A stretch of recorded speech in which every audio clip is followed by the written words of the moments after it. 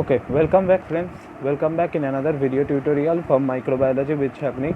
So in that video tutorial, I am going to discuss about a recombinant DNA technology topic, that is to classification of lambda phage vector. Although we have uploaded a detailed video regarding lambda phage vector, how it is constructed and what is the need of the lambda phage vector in a very detailed manner, right?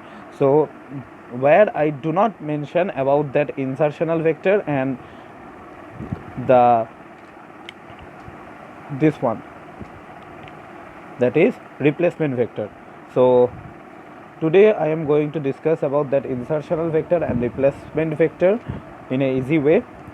So, and if you don't know about what is lambda phage vector, then I will recommend you to go and watch the video that I have uploaded, and also I will give the link of that video in the description box. So let's start. So lambda phage vector. So now the question is, what is the need of the lambda phage vector despite we have the plasmid vector? So the idea of that is plasmid vector can only accommodate a gene of interest of 10 kb in size, but that is not sufficient for us because most of the gene of interest that we want to clone or express is greater than 10 kb, and that is why plasmid cannot fulfill our requirements. So scientists starts to find out anything new that can provide a good insertion capacity. So while finding, they find out lambda phage vector. Okay, so it is a bacteriophage vector that falls in the temperate group of the virus. Temperate group means it can undergo both lytic and lysogenic cycle.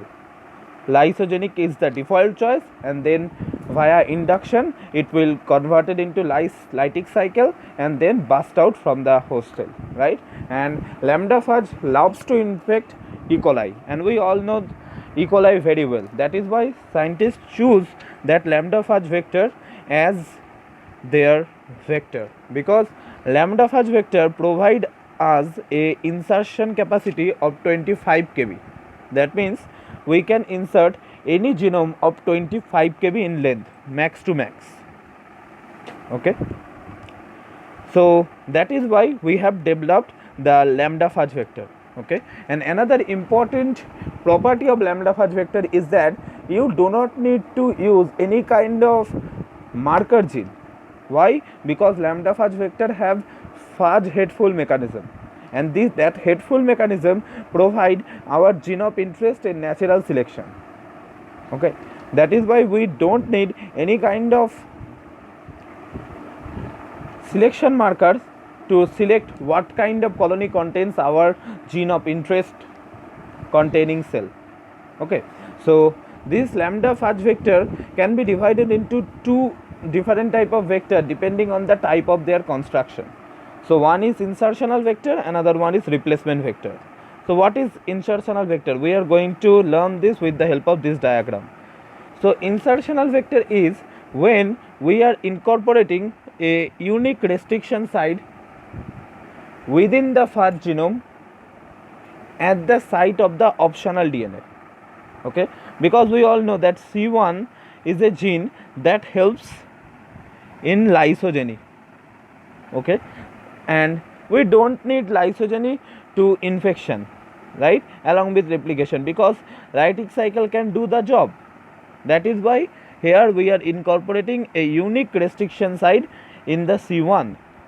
Okay, and this leads to the formation of insertional vector. Why insertional vector?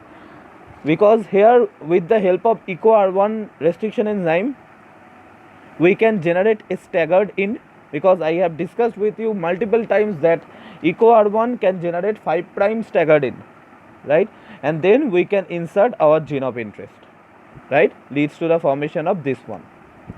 So that is the idea of insertional vector, lambda phage vector.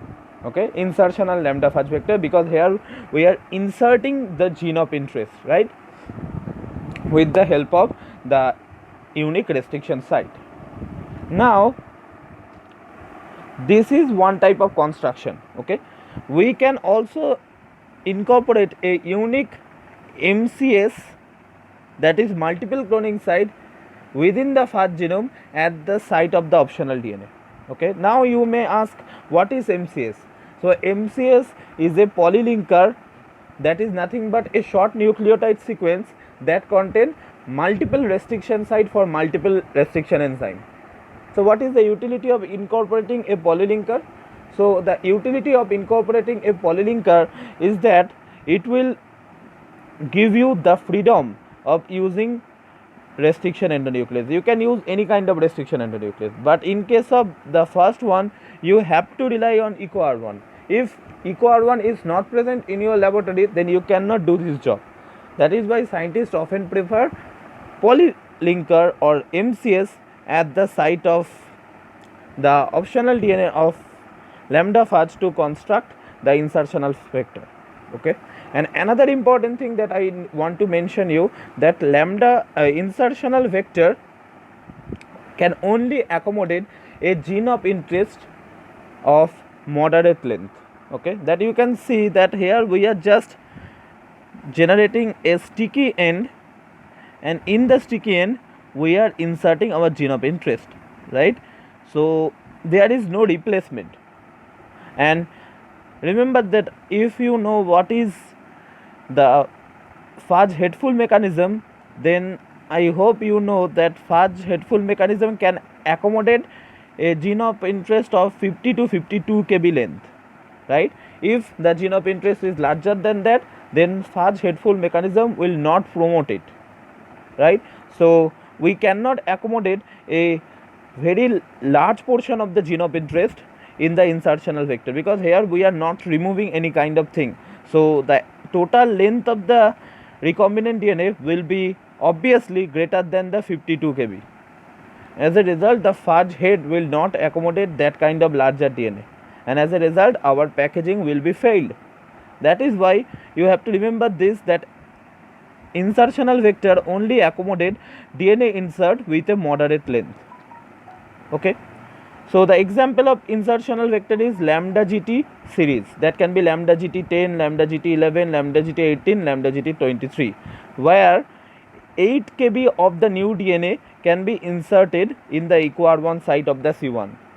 Okay, and another thing, another kind of vector that is prepared on the basis of the polylinker site is the lambda ZAP11, where the 10 kb of the new DNA can be inserted,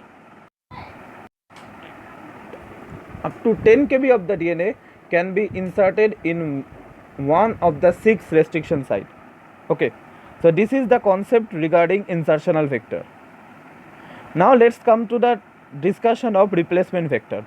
Replacement vector is very simple one. Here the only difference of the replacement vector with the insertional vector is we are replacing a middle stopper fragment, okay, and with our gene of interest. Okay, that means we are just cut out that portion of the DNA and replace it with our gene of interest. Okay, so that is the concept of replacement vector, and replacement vector provide us a higher length of foreign DNA insert that our insertional vector cannot provide. That is why in case of lambda phage vector, replacement vector is more preferable, because it allows us to insert a higher length of gene of interest. Okay, so examples are lambda EMBL, lambda GM12 series, lambda dash, and lambda fix. So that was for today's lesson. So today we have discussed about the insertional vector and the replacement vector in a detailed way. So thank you for listening to this class.